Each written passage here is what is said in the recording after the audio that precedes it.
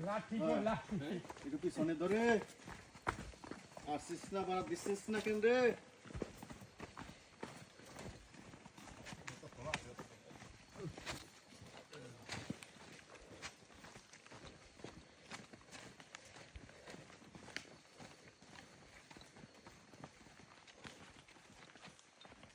লাঠি কি ভালো না লাঠি বাড়ি লাগবে না